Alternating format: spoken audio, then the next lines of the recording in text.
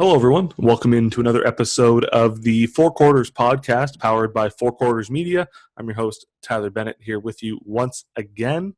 This is episode 19 of season 2, the podcast. It's our third audio season preview for the 2020-21 season on our cross-Canada journey to attempt and preview all 112 programs. It's a lot easier said than done. We made it through the first week. We got a day behind, but by the time this comes out and you hear this, we'll hopefully be caught up. The weekend teams, Capilano and Augustana, took a bit of a delay. It happened. Time got away from me. The notes are the hardest part, I think. They take the longest amount of time because you get into research and you get reading about players and where they've come from, performances, what have you, and before you know it, you're down a rabbit hole of box scores and who knows where you end up, and time has flown by. But I must admit, touch wood, the start of this year's season preview series has gone a lot better than the last 2 years. So that's a plus. I'm going to take that as a win, and we'll see where we end up. But before we jump into episode 19, or part 1 of episode 19, if you will, shout out to Jermaine Small, the Edmonton Stingers, won the Canadian Elite Basketball League Summer Series Championship on Sunday. Xavier Moon, Summer Series MVP. Fantastic event run by the CEBL, Mike Moriali and company. But I'm still not a fan of the Elam ending. The Stingers won on free throws. That wasn't very exciting. I get why they have the ending. I get why they did it. I get why they wanted to try it. It takes so long to end games. And then when you end your championship game on free throws, it took a bit of the excitement away from it for me. It was anticlimactic to watch a guy hit 2 free throws. I guess you get your pros and cons with how you do things. To me, it wasn't the most exciting ending in the world. But overall, fantastic event run out in St. Catharines. So shout out to, again, the Stingers, Jermaine Smalls, head coach of the Pronghorns out at Lethbridge, doing big things with the Stingers in the Pro League. Second year at the helm, won a title. So shout out to the Stingers and everybody at the CEBL for a fantastically run event. But now, part 1 of episode 19, we focus on the Grand Prairie Regional College, GPRC, the Wolves. We started with women's basketball in part 1, and then in part 2, you can catch that after this. We'll focus on the men's program. And for the women's program, they're mired in a drought, to say the very least. The last 4 seasons, including this past year, they have a combined 5 wins. They've gone 1-23, 1-23, 2-22, and 1-23 every year dating back to 2016, 2017.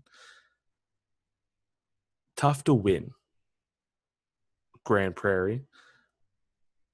And with their minimal success, it's tough to recruit, given location, given, again, the track record, 5 wins over 4 years. It's not easy. It's not an easy thing to do, but you've got to give full credit to now head coach Bill Bradley, the players on the roster who continue to fight night in and night out when the odds are stacked against them. It's not easy. It's not easy at all. Been on hockey teams where you lose every game in a season. It's tough to bring yourself out every day or every game, every practice to work to get better, and you don't see the results go in your favor. So the Wolves are in that boat. 5 wins in 4 years. Again, they were 1-23 this year, finished the bottom of the North Division, which was tough, very tough, especially at the top. Their lone win came on November 15th. So they got their win early and then rode out the season, basically, on a 17-game slide. That makes it even tougher to motivate yourself to come back out night in, night out. But their lone win, 56-52 decision over the TKU Eagles, the Kings University Eagles.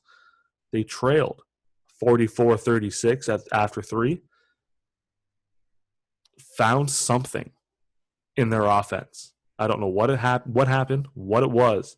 They outscored the Eagles by a 20-8 margin in the fourth quarter, erasing the 8-point deficit, coming away with a 4-point win. Wasn't the prettiest game by any means on both sides of the ball. The Eagles were 0 of 10 from 3-point range. The Wolves, 1 of 16.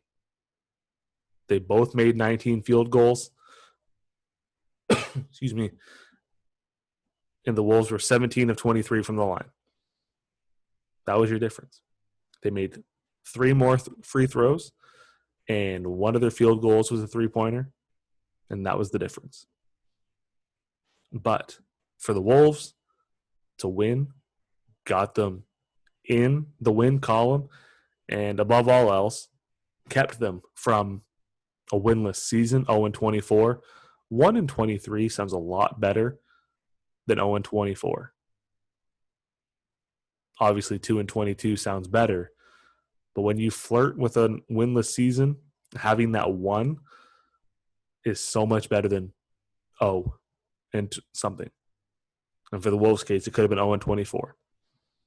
And with the exception of 2 later games in the second half, again against the Eagles, they had a 7-point loss in overtime on February 21st to TKU, and then a 10-point loss the next night out against the Eagles.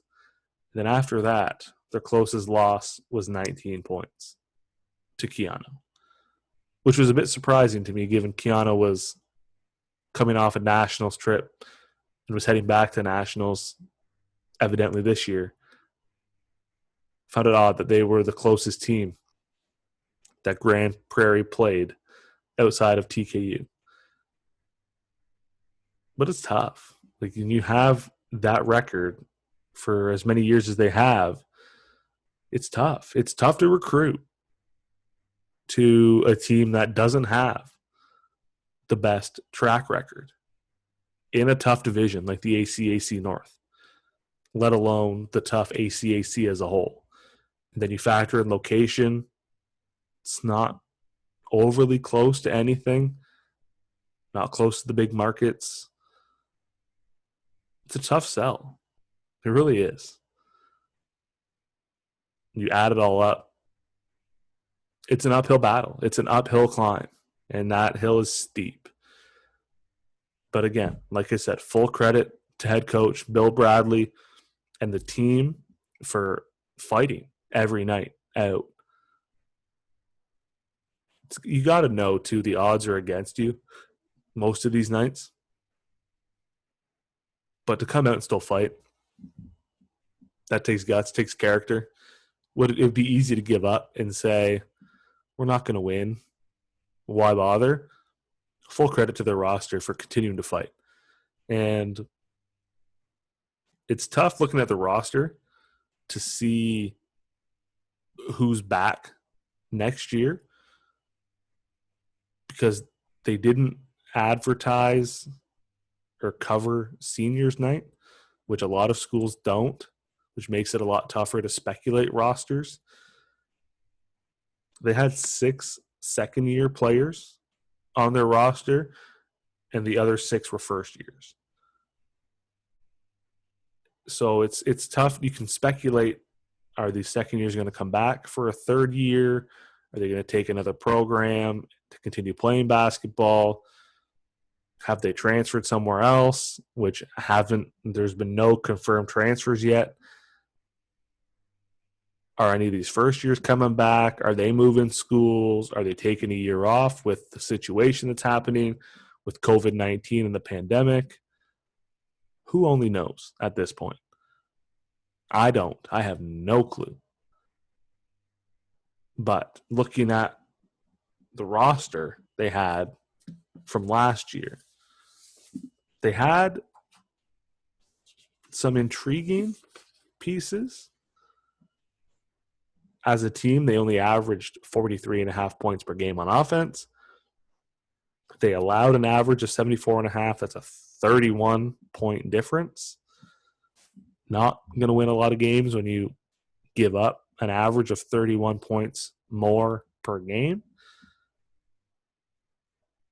But for Grand Prairie to kind of get out of the gutter that they're in, out of the rut that they're in, they need to see maybe a little bit of continuity in the roster, strengthen the chemistry,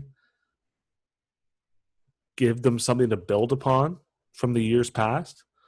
So you look at this year's roster, you've got Kelly Reed, guard, played 22 games, started 20 of them, second-year player, led the team in scoring, averaged 9.5 points per game on 40% shooting from the field. So good shooting numbers, 40%. Attempted 8.5 shots a game. So, I mean, she's hitting on 4 of 9, essentially, which is respectable on any team you're on. The wing out of St. Albert, Alberta, second year again, you don't know if she's coming back. For a third year, does she transfer somewhere else?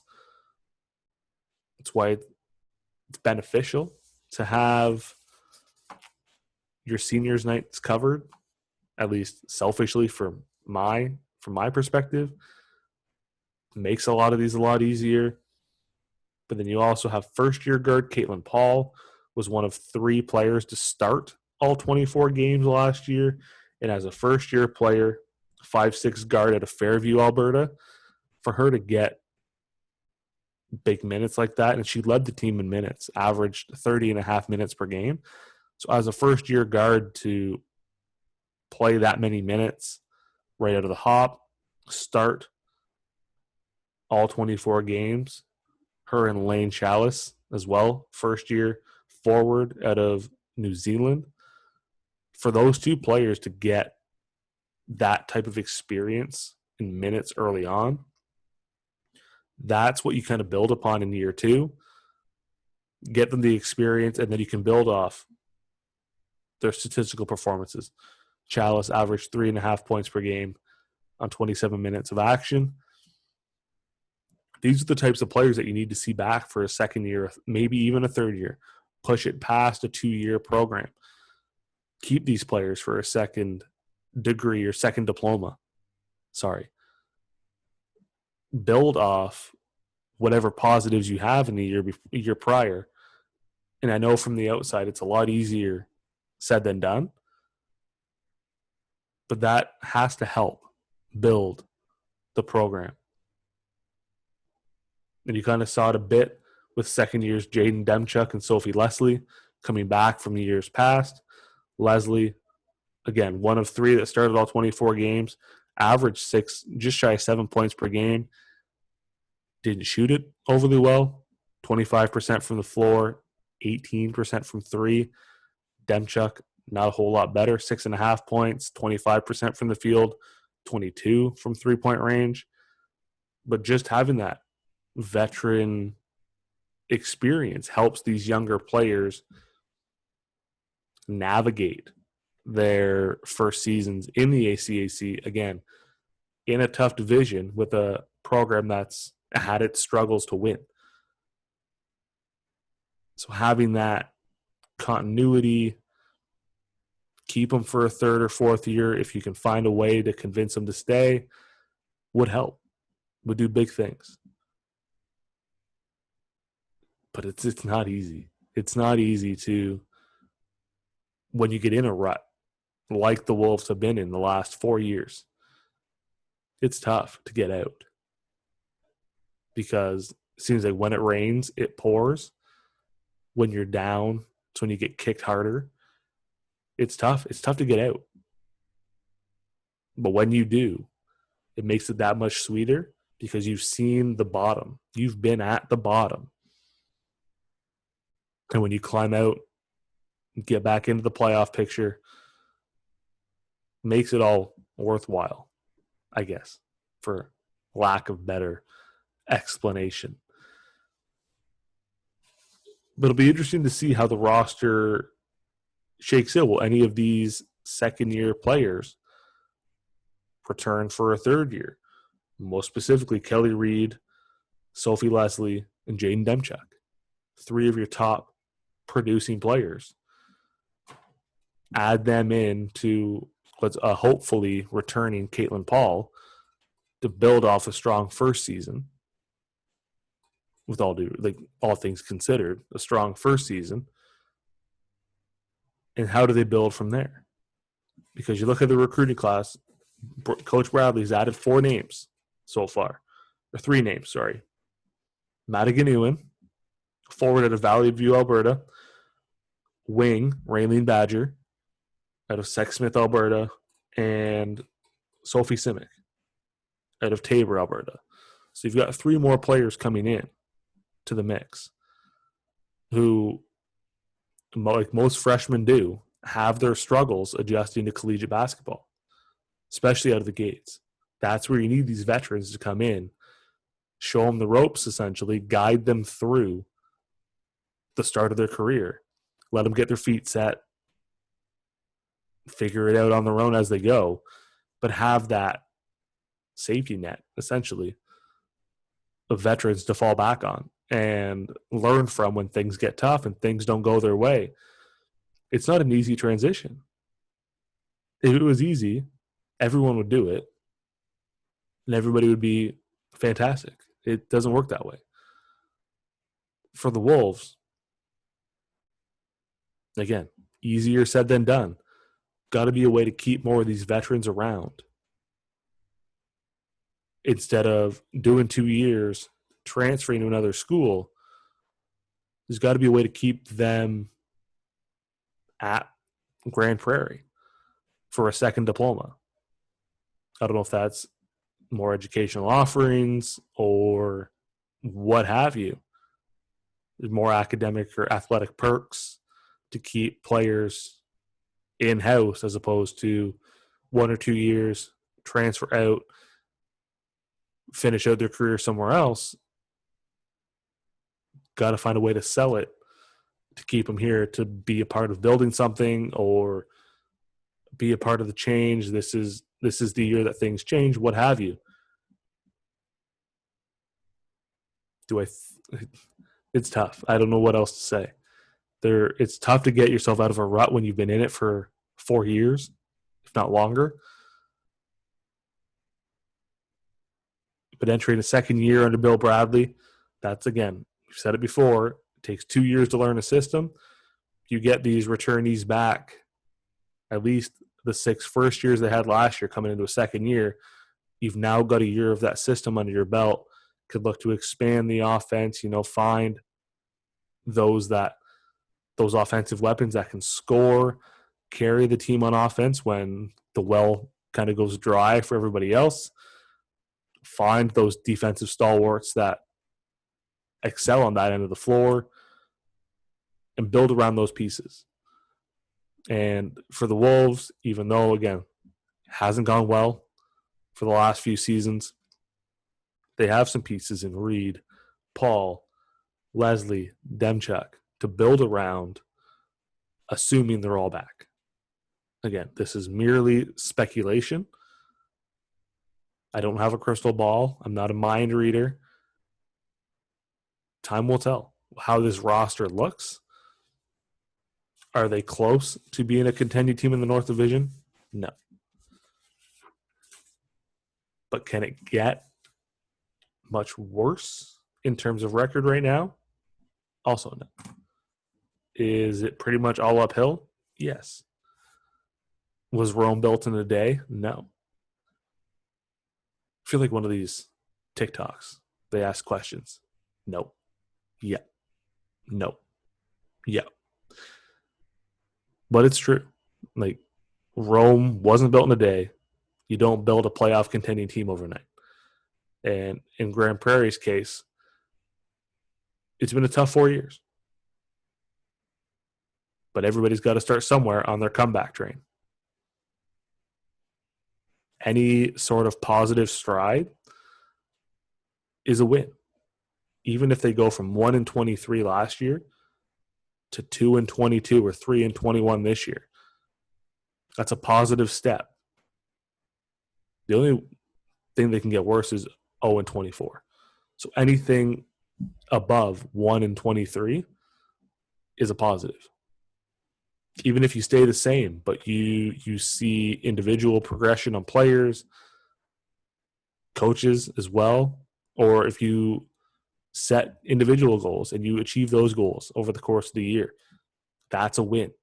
They need to start building those little individual victories, whether it's game by game or month by month, whatever.